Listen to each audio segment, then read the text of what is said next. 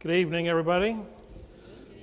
Glad you're here tonight. I have something really important I want to get to a little later on, so if it feels like I'm on high speed through the first part of the lesson, I am. So, we had a homework assignment. I asked you to do what is affectionately referred to as the advanced shopping cart exercise, where you're going to try and go to a place where they have carts in the lot, and your idea was to help somebody who had a cart and take it back for them, just to have that kind of interaction with them. Did anybody have a chance to do that? How did it work out? Yeah, pretty good. She was putting her stuff in the car at Walmart. I just happened to get out at the same time. She was loading, so I continued to help her load her stuff in the car. And she said thank you, and I took her both outside. That's good. I had one happen at Costco. Lady had a baby in the cart, and she had stuff, and she was unloading it, and I was like a car away over, and I was putting my stuff in the car, and she was I could tell while she was eyeballing, where am I going to put the cart? So I said, why don't you just bring the cart over here, and I'll take it up for you. And she was very thankful, and we talked for a few minutes, and then off she went. So hopefully we made her day a little bit. Just to quickly review where we've been this class, we've been talking about Christian influence, and this is the sixth lesson. We've talked a little bit about some basics about influence, the idea that whether you want to or not, you have influence on other people, and the things you say, the things you do, how you react to things. Some of those are conscious on your part, and some of those happen and you don't even realize you're having influence on someone.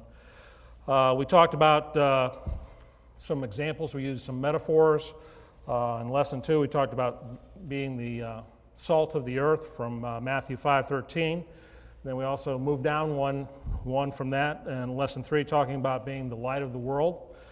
And then lesson 4, we talked about leavening and the idea that we can function similarly to the way leavening works when we cook things. You can have an effect on things, but we can also be an agent that delivers the leavening, which can be God's word.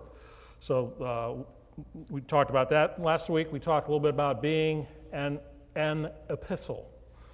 Being an epistle.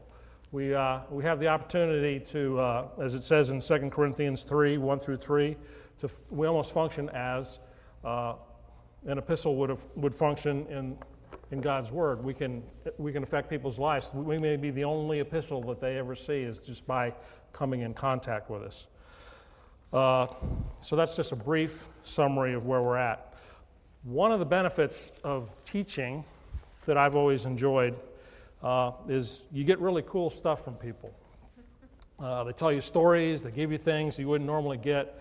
And I got this one from Judy Carmack, and I thought this was really good, and I wanted to share it with folks because I thought it's kind of along the lines of what we've been studying. It says, recently, Pa was being irritable, especially regarding food. At a nearby restaurant, he stopped for a quick meal, and the waiter provided a bowl of soup. As the waiter turned away to return to the kitchen, Pa stopped him and called, "Waiter!" "Yes, sir. Is there something wrong?" "The soup. Taste it," replied Pa. "I beg your pardon, sir?" "Taste it." "But, sir, I can assure you the soup is excellent." "Taste it," Pa persisted. "Sir, the soup was made this morning of the finest ingredients." "Taste it."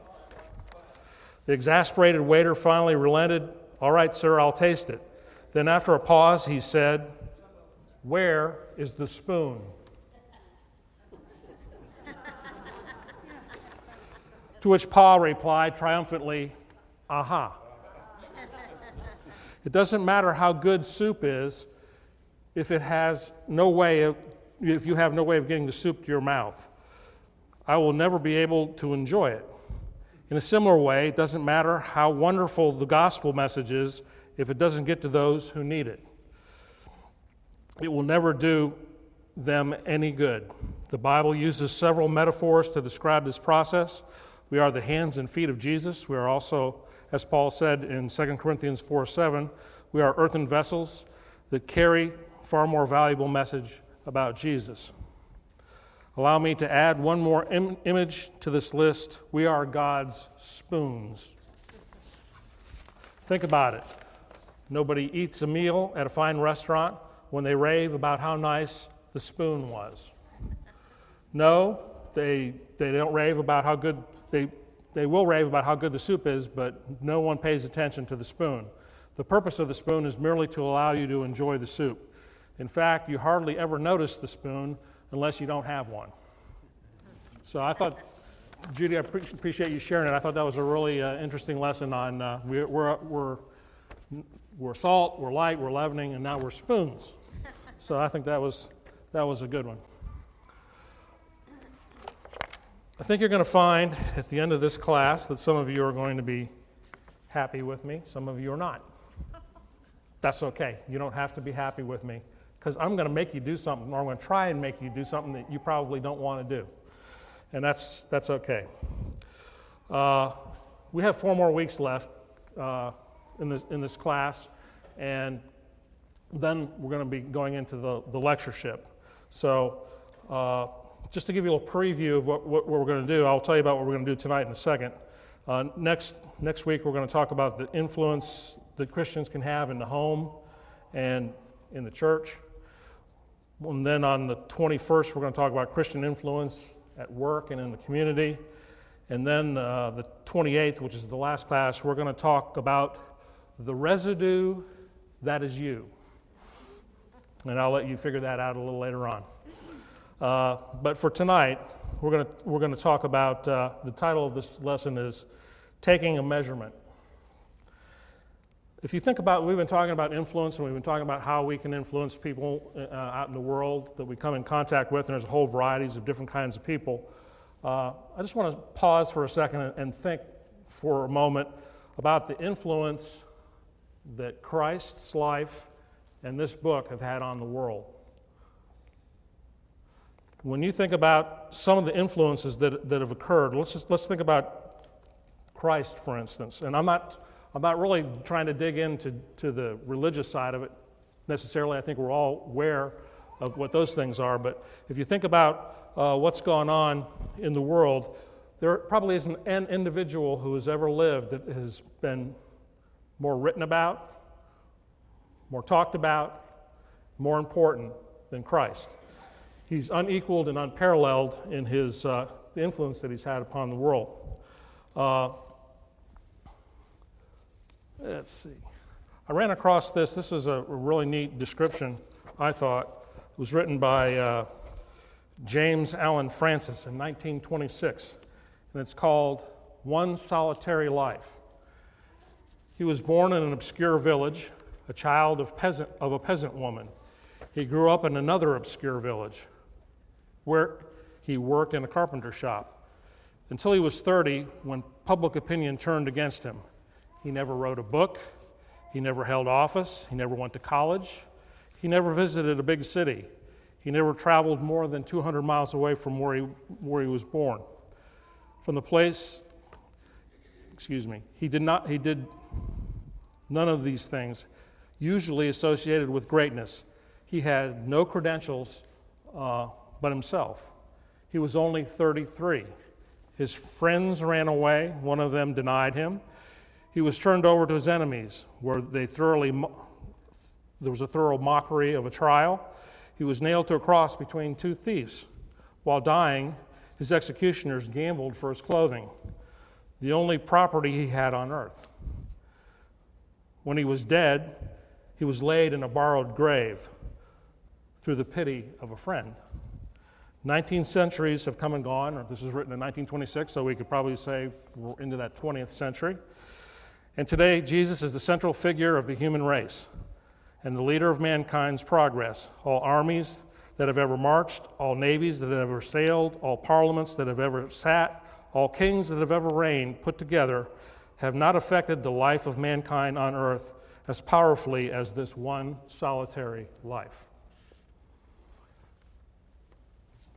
That's what we're talking about. That's the influence that Christ has had on this world. If you just think about some of the just simple things,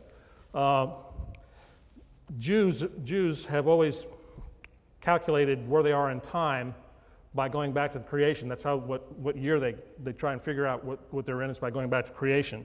The Greeks had a calendar system that was set up based on when the first Olympic Games started. That was the first year that they recognized. The Romans started their calendar based on when Rome was built. That was the first year of their calendar. Yet today, what's today? What year are we in? 2015? AD. What's AD? In the year of our Lord. The world basically uses Christ's birth as the starting point and a reference point for how we keep time. Some other ones, I think China goes back, I don't know what they base theirs on. I have a problem keeping track of them. They have years named after rodents and squirrels and everything else, so I'm not exactly sure what they did. But by and large, most of the world uses that same system that we use and recognize the year that we're in based on the year that Christ was born. If you think about governing principles, for instance, for democracies, think about where do we get these ideas that we have about equality, about taking care of other people, and where do those emanate from? Well, they emanate from the teachings of Christ. Humanities. If you go look at study humanities, you always run across in the world of art, there's always great artworks that include Christ and his life that depict a whole variety of things. If you were to go to the Library of Congress, I think you'll find that if you tried to figure out who has had the most books written about them, it's Christ, more than any other man that has ever lived. Think about how the impact his life's had on songs. There's almost 1,000 songs in this book that have been written about him, in addition to a variety of other songs that aren't in that book. He's had an impact in all those things. Let's think about the Bible's influence for just a second. What kind of influence does the Bible have on the world today? And I'm not trying to get into the religious side of it as much as how it's affected just normal everyday life. Where do we get today, where do generally most people get their concept of what's evil and what is good? They get it from the Bible. In Matthew 7:20, it's one of my favorite verses. We're going to talk about this a little later on. I don't want to spoil it later on, but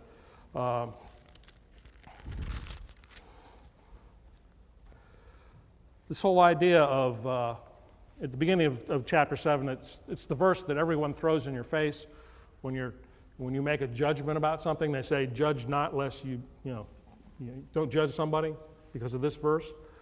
We're allowed to judge, but we don't have the ability to judge like God judges. I can't know what's going on in somebody else's head or heart. I can't make a judgment about that, but I can, as Marshall Keeble said, I can be a fruit inspector. And in Matthew 7, verse 20, it says, therefore, by their fruits you will know them. We can know what's good and evil by looking about what kind of fruits come about as a result of something. So a lot of what's right and what's wrong comes from the teaching that's in the Bible. A lot of people want to erase the foundation of this country. You find that people today find it very convenient to want to exclude the fact that the principles that underlie the foundation of this country were built on Christian principles. If you remember a few years ago, we had that series of lessons by Dave Miller. We had him over at the junior college and talked about all the different aspects of how Christianity played into the development of the country that we live in today. Think about when this Bible goes someplace and when it's taken somewhere and when it's taught to people.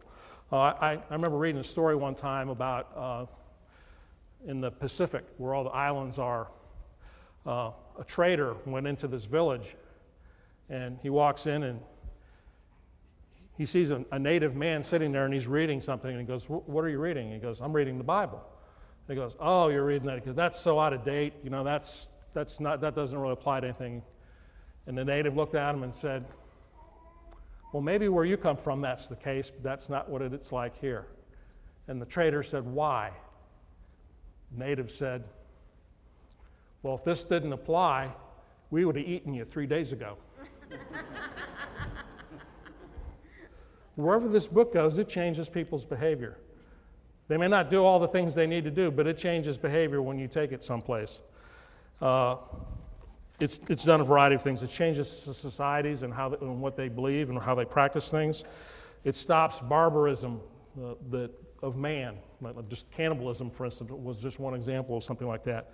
For the ladies in the audience, think about what this Bible has done for womanhood. There are places in the world, well, for instance, today, you go in the Middle East, how do you think women are treated? They're treated like chattel. It's almost like being an indentured servant or a slave. But where this book goes, women don't get treated like that. This Bible teaches us that women were divinely created to be a helpmate for men, that they have a role. Men have a role, women have a role.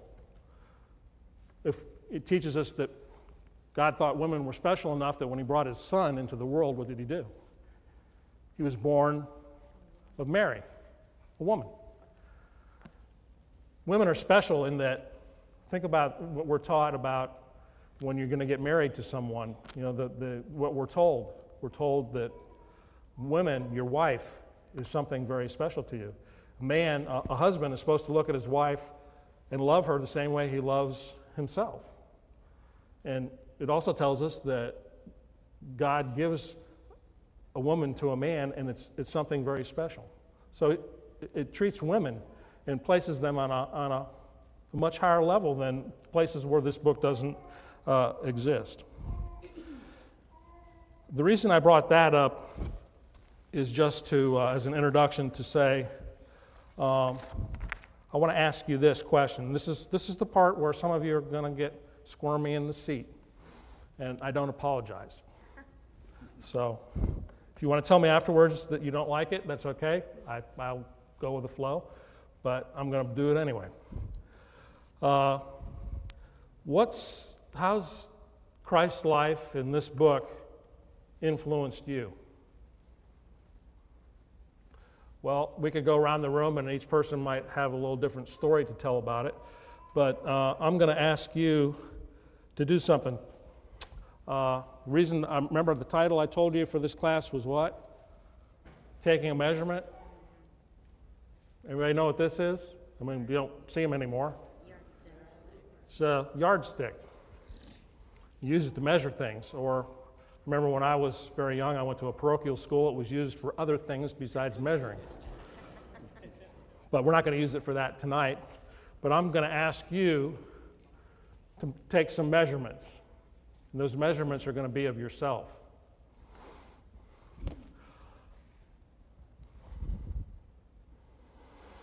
I'm going to ask you to look at yourself, and I'll give you a piece of paper in a few minutes. I'm going to ask Freddie, and if you can help pass out some. Here, we'll be passing this. I've intentionally not given them to you yet for a reason. But we're going to do a little checkup from the neck up, as it said. And in this exercise, I want you to understand the value of you taking a look at yourself. That scripture that I read you from Matthew 7, verse 20.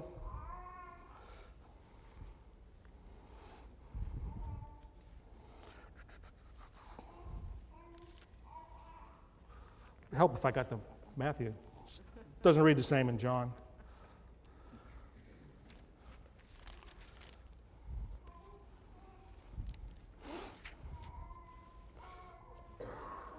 I want you to listen to this verse, and then I'm going to change it.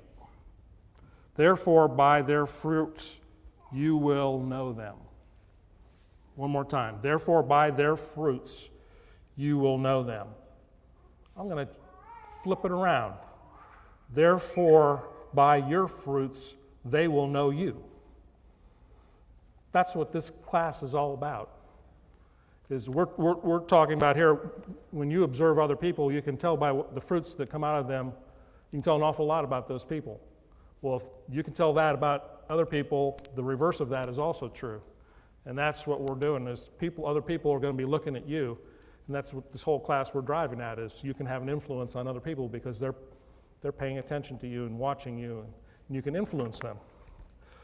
But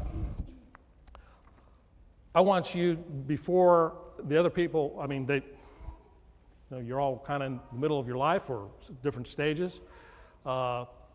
People will go through this process of taking a look at their life. Some people do it for reasons like, oh, I just turned 50, 60, 70, 30, whatever the age is. An age will make you go, oh, I need to reevaluate my life and take a look at things. Sometimes people will have an event occur in their life, whether it's the passing of your parents or some sort of tragic thing that occurs in your life makes you go back and look and reflect on your life. A close friend might die, something like that. Well, I'm asking you to do it in a particular way for no reason at all other than you need to take a look at yourself. And I want to give you an example of a person who took a look at himself. Go back to 2 Samuel. You don't have to turn there. You're all going to be familiar with the story. 2 Samuel 11 and chapter 11 and chapter 12. It's the story of David and Bathsheba. There's David, king of Israel, and he's standing on his rooftop. He sees Bathsheba across the way, becomes enthralled with her, has her brought over to him. He gets her pregnant. And then when she tells him that he's pregnant, he's like, what am I going to do? She's married to Uriah, who's one of the soldiers in his army. And so what does he do? He tries to come up with a scheme. I'll bring Uriah back, and I'll have Uriah come home on leave, so to speak, and he can go be with his wife, and then he'll think that she's pregnant because they were together. Well, Uriah comes back, and he never is, he doesn't stay with his wife. He doesn't go back to his house, even though he's encouraged to do it. So eventually, David goes, what am I going to do? So he sends a message to Joab and tells him, who's the head of the army, he says, I want you to put Uriah up front in the line when you go to attack. I want you to put him in the most dangerous situation you can put him in, and at some point, I want you to withdraw from him so he'll be killed. And he is. It happens. He goes down that way. So now David's probably pretty relieved. He waits a reasonable amount of time. Sheba, when she's done mourning for it, he marries her, makes her his wife. Everything sounds hunky-dory, probably from David's perspective, until Nathan shows up in chapter 12. And he tells him a story. And the story is about two men that have sheep. One has lots of herds, a rich man. Then there's a poor man that only has one ewe sheep that he loves and he takes care of. And a traveler comes into town and he wants to buy a lamb or a sheep because he wants to have it slaughtered so he can eat. So what does he do? He goes to the rich man. The rich man takes the one sheep away from the poor man and has it slaughtered. And when Nathan tells this story to David, David goes berserk. He goes, that's not right. Shouldn't do that. That man should be rewarded fourfold, and talks about the punishment that the rich man's going to receive. And Nathan goes, whoa, I'm talking about you. Nathan knew everything, because God knew everything. And you would say to yourself, okay, David he coveted, he was an adulterer, he was a murderer, and he tried to cover everything up. But what did he do? He was quick to repent. David was very quick to repent. Psalms 51. You go read Psalms 51, the first half of Psalms 51. That is the most repentant prayer you'll ever see in your life. And it's David wanting God to forgive him for what he had done. He had to take a look at himself. He had to look at all the stuff I did. I have to stop doing this. And he went back and he took a look at himself and took some steps to change some things. And I don't think there's anybody in here that's a coveter or adulterer or murderer, and that's not what we're talking about. We're going to talk about the kind of assessment that we're going to do here. But I want to warn you up front of a couple things. One, when you get this thing, in the title, the second word in the title is honest.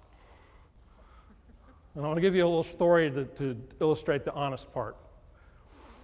Well, I'll just tell you the title of the whole thing. An honest spiritual self-assessment. That's what I'm going to ask you to do. But I want to tell you why honest is important. And I'll give you a story just from me. I had my gallbladder out 10 years ago, and everything's sort of hunky-dory, but 5% of people who have gallbladders out have problems. I'm one of those lucky 5%. So I get to go to the gastroenterologist, and they do all kinds of fun things. They stick garden hoses in you and all kinds of stuff, and scans and tests and everything else. And this was just fairly recently. And then he said, well, when we get back together, I want you to bring a 4 to 5 day food diary of all the things that you ate with you when you come. Just to show you how stupid Mike is, I sat there, didn't discuss it with her, but I did tell her about it afterwards. I went, food diary. What am I going to put on this food diary? Well, the doctor said, anything you put in your mouth, put on a piece of paper. And I'm like, I really don't want to tell him some stuff. Do I have to include that bowl of ice cream that I ate? You know, there's some stuff I like to eat, and when he finds out I'm eating it, he's probably going to go, pfft. What good does it do me to not tell the doctor everything that I'm eating? How's he going to fix the problem if I'm not honest about it? So that's what I'm talking about. That's just an illustration of when you do this exercise, I'm really asking you to be honest. The other thing I need you to understand is this is personal, it's intimate, it's probably going to be difficult, uncomfortable, and it's very, very, very private. When you get these sheets, in just a couple of seconds, I don't want you to write your name on it. I don't want you to mark it with a pen. I don't want you to do anything with it tonight. Just take it home. This is an exercise you're going to do all by yourself. And once you look at the way this is structured, if you don't feel comfortable doing this, you don't have to do it. I'm not silly enough to think if there's 100 people in this room that everybody's going to do it anyway. Some of you aren't, but I wish you would. I'll also tell you when you come back next week, we're not going to go, what did you put on yours and what did you put on yours? We're not going to do that. I simply want you to go through the thought process of thinking about where you are spiritually. And Freddie, if you guys could pass these out. They're collated. There's two sheets for each one, and they're kind of,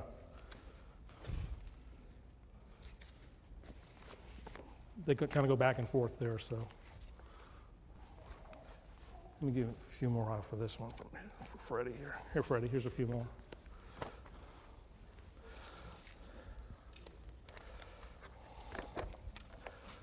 What I've done is these aren't in the form of a question. They're in the form of statements, and you're going to see that there's 10 statements, and you have the opportunity to decide whether you strongly agree or strongly disagree or somewhere in between. And this is only as it relates to you. You don't need to do one for your husband or your wife for them.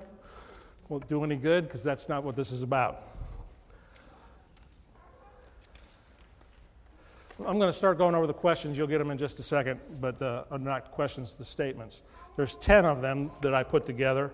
It took me like 7 or 8 iterations to arrive at this point. I'm not sure it's perfected, but the first one is I guess I wanted to put the zinger first to grab your attention. The first one deals with the final judgment. It simply says, I would feel confident standing before God if the final judgment started right now. Can you make that statement? And if you can, do you really feel comfortable?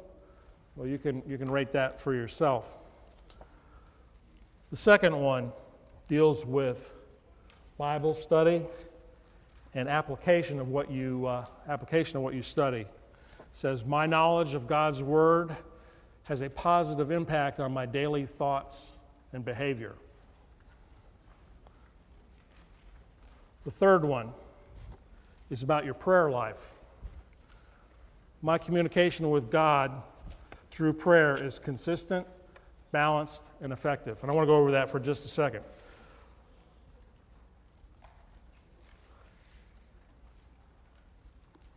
The Apostle Paul told us that in writing in 1 Thessalonians 5:17, he talked about pray without ceasing. And that doesn't mean that every waking moment, the only thing you ever do is pray, but the idea that how often when you pray during the day, how do you use prayer in your life? Do you only pray for a few minutes at the beginning of the day? Do you do it like every other day? Do you do it only on days like Monday, Wednesday, Friday, and Tuesday, Thursday, Saturday? You take time off from praying? Or how do you actually use prayer in your life? The balanced part is really about when you pray, do you do the Las Vegas slot machine prayer, which is gimme, gimme, gimme, God? You know, it's do this, I want that, do this, do that. Placing petitions before God is a part of prayer, but it's not the only thing.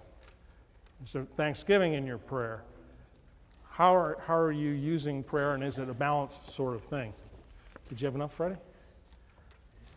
Okay. Did everybody get one? Okay.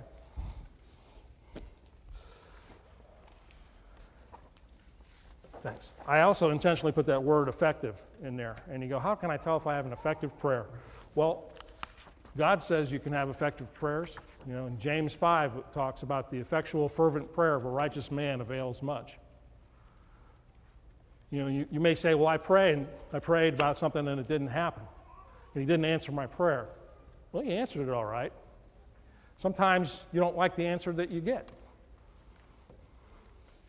My mother has talked about writing down what she prays about and goes back to the list to see that the prayers have been answered. So it's like documenting God answering prayer. So that's kind of an exercise in proving to yourself the effectiveness of prayer. Okay, the fourth one is I have spiritual courage and maturity to have thus spiritual courage and maturity to share the gospel with others. That's the evangelistic question. You'll notice that in the verses, you know, the ones that we're all familiar with from Mark 16, 15, and 16 about going into the world and teaching all creatures, he that believeth and baptized shall be saved, he that believeth not shall be condemned. And it doesn't say, everybody go except for Mike.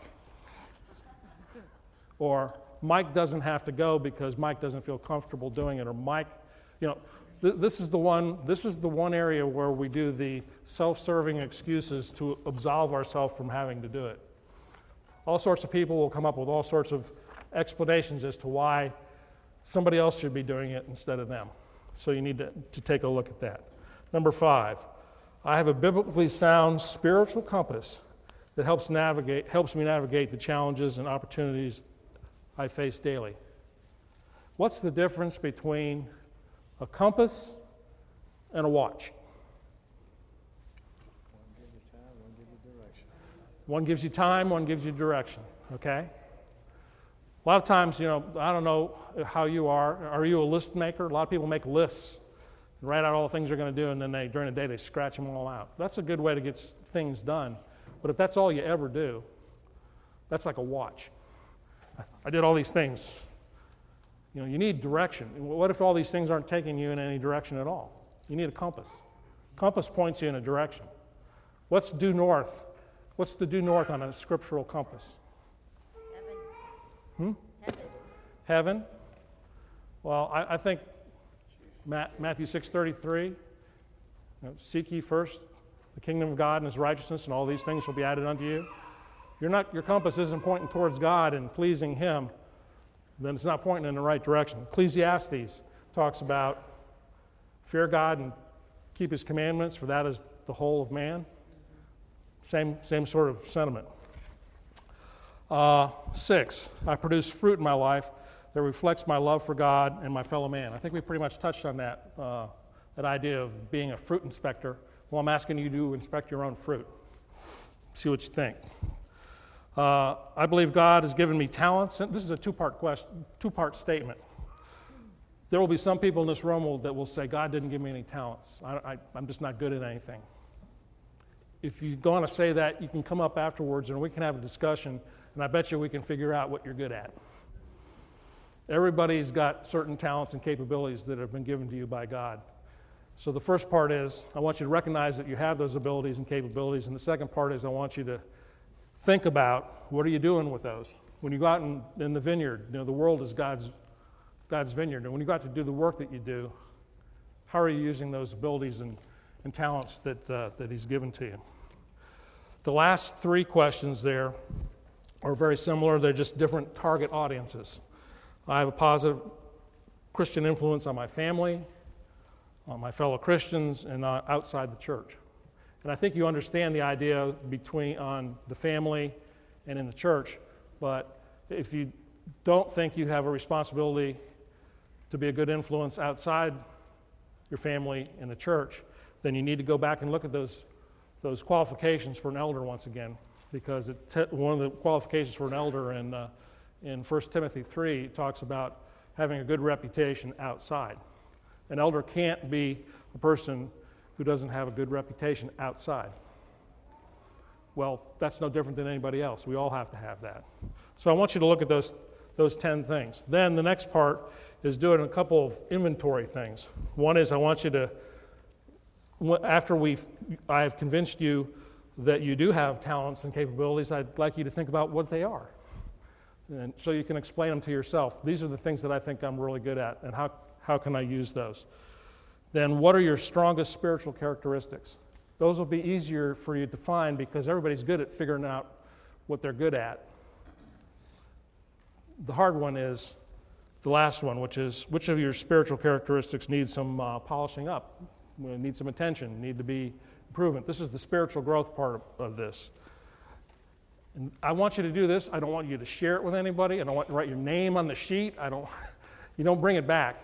The second sheet, the one that's behind it, is kind of a little cheat sheet. Those are the 2 slides that I used last week, and those had a lot of lists of the fruits of the Spirit and some of those other things that might give you some ideas, stimulate some thoughts in your head. So your homework assignment is to do this. And when you come back next week, we're not going to share I'm here on this, but I'm here on that. We're not going to do that. But I'd like to hear any kind of comments you have on, as a result of doing this little inventory on yourself, so to speak, and this little self-assessment, did it change anything? I mean, did it make you think about things? Not specifically, you don't have to, but did it stimulate your desire to want to make some changes? So that's the homework assignment for this time. Once again, feel free to do shopping carts. Talk to people that you don't normally talk to. We're going to have an exercise at the very end. I think you can figure it out if you're attentive. What happens at the end of this class? What happens next? Oh, the meeting. The lectureship. What do you think the homework assignment might be at the end of the last class? Think about it. We'll be doing a little exercise on that. So that's the homework assignment. Please try it. I mean, if you don't want to use that as a guide and you got some other way of doing it, do it your own way. That'll be fine. But try this process and see what stimulates inside you. I appreciate it. Have a good night. Thanks for being here.